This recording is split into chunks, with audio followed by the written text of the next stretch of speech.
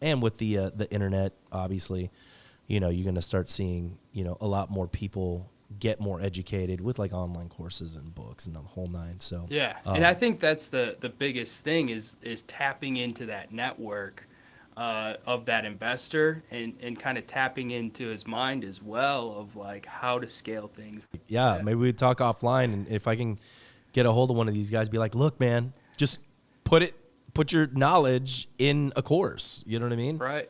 Great. You can sell that thing like hotcakes. You know what I mean? Exactly. Hey, I'm Armando Leduc, producer, film actor, and owner of Leduc Entertainment. I have chosen a life off the beaten path and wanted to find others that are doing the same. Spaghetti on the Wall is a show based on all of the years that I've thrown spaghetti on the wall and nurtured what stuck. We will share fun stories, ideas, tips, tricks, and more. Welcome to Spaghetti on the Wall. What up, what up, what up? Good morning, good afternoon, and good evening, depending on when you are consuming this podcast. Ladies and gentlemen, AJ Montgomery in the house. What's up, Armando? Thanks for having me. I appreciate it. Bro. You love that? Do you love that? I do. I love the applause. Let's keep it going. Yeah, I got some other things here too. Oh, In case I say something stupid, we don't want much of that. Right. Same here. No worries. What's up, dude? Oh, Welcome to the show. yeah. Thanks for having me on. So AJ Montgomery is did you guys hit your WeFunder, by the way? Yes, we did. Sweet. Yeah. Which is, difficult to do. A lot of people, they do crowdfunding, but they don't make it. So you made it. I really want to I'm going to ask you questions about that for sure, but kind of tell us about your company and what you do. Yeah, for sure. So just like you, I like to think of myself as an inspired creator and storyteller. And our team right now, we're trying to reimagine ownership of companies. Mm-hmm. So instead of a select few shareholders or stakeholders profiting from a business or a community, we want to flip that on its head. So we want to empower the customers, the members, and the promoters with ownership of the profits. So we've created this new company called Accrew. It's the first member-owned banking app where members own the profits and have the same upside as shareholders or stakeholders of other major banks. So it's kind of like a Knights of the Round Table kind of concept where everybody gets a piece of the action and the profits. And we're very excited to bring it to market. We actually just finished up the application. And obviously, we finished up the crowdfunding as well, but we just submitted it to the Apple Store. So hopefully, when this is coming out, your listeners might have a product to download here soon. Dude, that sounds dope. Is it like American money, crypto? What is it? Yeah, so it's American money. So it'll only be available in the United States. Obviously, if things really take off, we'd like to expand it elsewhere, but yeah, it's only in the United States. We were going a crypto route initially, and then obviously with the FTX fallout, there was obviously some bad actors in the space, and that's been flushed out. But we're keeping it all within a database. So we actually built out a DAO, or a decentralized autonomous organization, on the blockchain. But we have since scrapped that project, and we've just put it all on the back end database to track profits and ownership of our members. So, I mean, banks make money off of investing, right? Like they take the money and they invest it in a bunch of different things, right? Loans and all of that. So you guys are going to be working just like any other bank? Yeah, so they make money off of net interest margin. So basically, they take your deposits in, and they lend it out. So they're giving you a small portion of that lending profits that they receive, and they're profiting that. Whereas we're obviously making some net interest margin. We're giving that completely back to the members. In addition to that, they make revenue off of whenever you use your debit card or your credit card. There's always an interchange fee that the merchants always pay. So it might be like 1%, 1.5%. that they're constantly paying. And so we're also generating that type of revenue, and we're giving that completely back to the members as well. So there's multiple sources where they generate revenue, and then obviously there's fees as well. But we're again giving it all back to the members, which we're very excited about. How'd you come up with this concept? It's a good question. So I used to work for a fintech company here in Chicago that did mobile banking that links to money market funds. So you get the highest possible rate on your bank account assets. And when COVID hit, rates went to zero, which is not the case right now. And so the business model was failing to onboard distribution partners, and it was failing. And so after that startup, that's when the wheels started turning. Hey, we're using distribution partners and we're obviously giving them some of the profits. What if we gave that back to the members instead of distribution partners? And so that's kind of the genesis of the idea. The concept came to me, and looking at the blockchain as well, we could get a rate of return in a zero rate environment. And then similarly, we were adopting the similar company structure, which is a DAO, or a decentralized autonomous organization. So basically, it's a new way to create a company that allows people to make votes, to make proposals, make votes on the company, and allows them to manage the company virtually from anywhere. And it also allows them to take ownership of the profits as well. So again, we're adopting that from the blockchain. There's a lot of good applications from the blockchain that are yet to be seen. And that's what we're trying to do with Accrew. So are you guys backed by the FCC? So yes, so the accounts that these customers will be receiving are FDIC insured. Okay. So up to 250,000.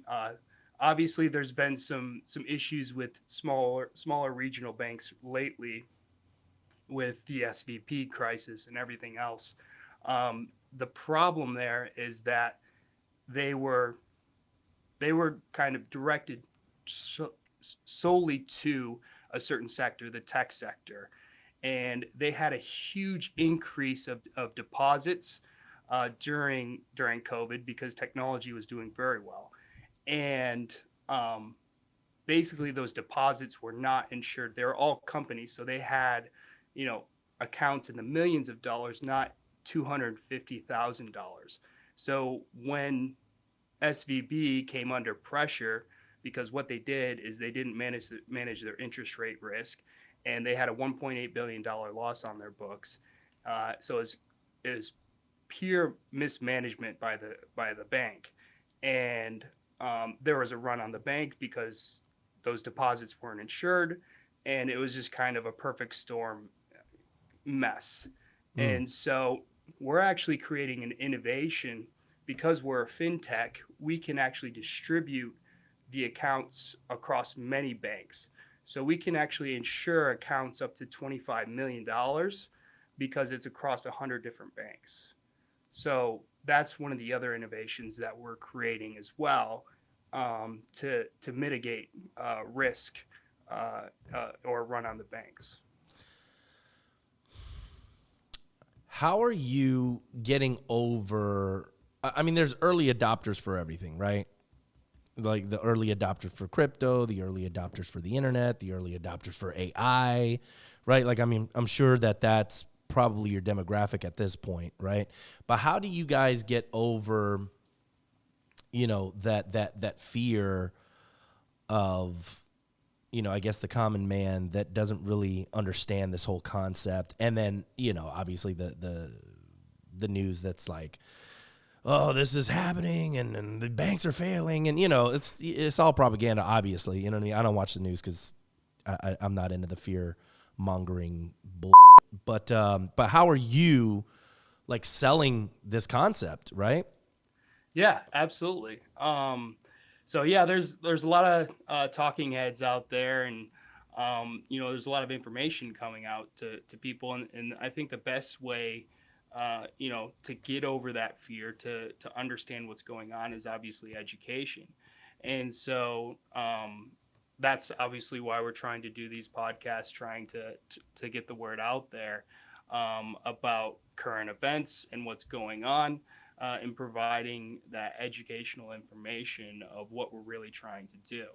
And because we are a fintech, we don't have allegiance to one bank, so to speak. I feel like that gives us a lot of versatility to do the best thing possible for our members. So Mhm. I think first and foremost education, and then constantly iterating and finding a better way to do things for our members. How many people are a member of your bank right now? So we're not live yet. So we just submitted it to the Apple Store. But we did WeFunder. We have about 70 investors that we collected through WeFunder all throughout the United States, all over the place, which is pretty exciting. In addition to that, we have a very extensive wait list that we've been setting up Facebook ads, Instagram ads, everything. So we've been getting people to join our wait list through that. So we're very excited to launch it out to people. Our projections are very conservative right now of where we'll be by the end of the year, which is close to 5,000 users. But we think we can go beyond that because everybody that becomes a member becomes an owner of Accrew. That empowers them to share. And when they do share, they'll actually earn more ownership or more profits on a monthly basis, which is also very exciting. So that's kind of bringing that next level of marketing that we're going into, is that we want to empower those influencers or anybody that has a following and wants to monetize that following. Mhm. This is perfect for them. And they'll have an invite link that they can send out to people, and we'll track it on the back end. And again, distribute the profits to them on a monthly basis. That's interesting. Explain that to me a little bit more, so in detail. So you've got people are monetizing their celebrity, I guess, Exactly. and so it's going to your bank, and they can sort of kind of hold like a checking account, and then as a matter of fact, QuickBooks just gave me the option of creating the QuickBooks checking account, and I'm guessing it's serving as like a bank account too, because they're sending me a card. I can use it to pay, like my smoothie today. I use QuickBooks checking, so I guess that's sort of becoming a little bit more of the norm, right? Yeah, exactly. So I mean, you're setting yourself up with a checking account. Also with the Accrew app, you can connect your outside accounts, so like your Chase, Bank of America, Regional Bank, your credit cards, your investment accounts, everything. So you can, rather than having 5 different apps to look at all your accounts, you can just open up the Accrew app, see all your accounts, see all your balances, transactions, and then transfer to and from each account. So y'all are like a kind of like QuickBooks, not necessarily an invoicing software, but money management tool that integrates with other banks. Am I getting this correct? Exactly. Yeah, exactly. So I mean, it's a one-shop stop to see your entire financial picture, and you can manage everything all in one. But really, we want to incentivize people to use our bank or our checking account, our card, whenever they're spending, because again, they have ownership of the profits, and when they do that, they earn more on a monthly basis. So kind of like Which credit cards have that, if you use that, you're going to get points on either Southwest or Marriott or whatever. It's that sort of thinking that's like, okay, with like a credit union a little bit. Yeah, exactly. So it's kind of like a credit union, but what credit unions do is they just give you the best possible rate. So rather than taking that net interest margin, they're just going to give you the best interest rate possible. Are So you guys giving out loans as well? eventually we will, but for our MVP, we will not be doing out loans. So eventually, because you'll have your credit card connected, what we want to do is provide a personal loan on any credit card balances. Cool. Um, that's really. Are you the CEO of this company? Yes. So I am the original founder. We also have a team with us. We have Mark as our COO. He's a CPA and a former director of operations from Bank of America. We also have our technical partner, Peter. He is a senior software engineer, back-end engineer, and formerly worked for Chicago's largest fintech and lending company as well. So it's legit, y'all. It's super legit, guys. Yeah, no, for sure. When I saw you guys on WeFunder, I was like, all right, yeah, this is definitely the real deal. Plus, WeFunder does a really good job of making sure that the people that are on WeFunder are legit. You know, and there's definitely a weeding out process. Absolutely, yeah. There's definitely a good vetting process that they go through, and we have to submit everything through the SEC through crowdfunding. So have to jump through all the right hoops. Talk to me about how you guys raise that money. Sure. So obviously we reached out to friends and family initially, and then from there, once we reached a certain level in funding from WeFunder, then we could reach out to the WeFunder network. And so thank you for WeFunder network for all your support, because that's really what happened. And we actually received a list of WeFunder investors. So we got all their contact information, and then we started reaching out to them via email, via LinkedIn, and just promoting it constantly. We've been setting up phone calls with investors and everything else. So it was about 8 months, I believe, in terms of fundraising. And fundraising's a tough part of a startup for sure. Totally. But WeFunder made it very easy, and once we gained access to the network, we really kind of took off from there.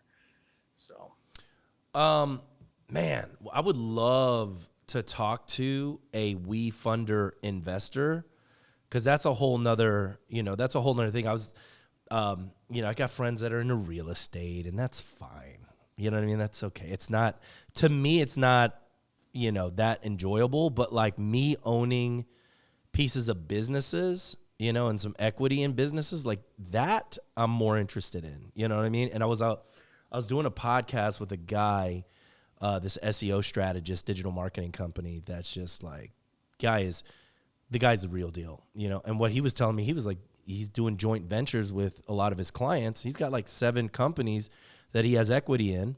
And he's like, look, I'm going to put in $20,000 a month in marketing, you know what I mean? And I'll blow your business up, and in return, I'll get some equity in the business. And I'm like, that's what I want to do. Like, that's what I would love to like learn about. And I know these WeFunder investors are all like, that I'm sure that that's what they're doing. They're like, all right, cool. We know that these, we're doing our due diligence. Obviously there's some risk, but do you know anything about that world?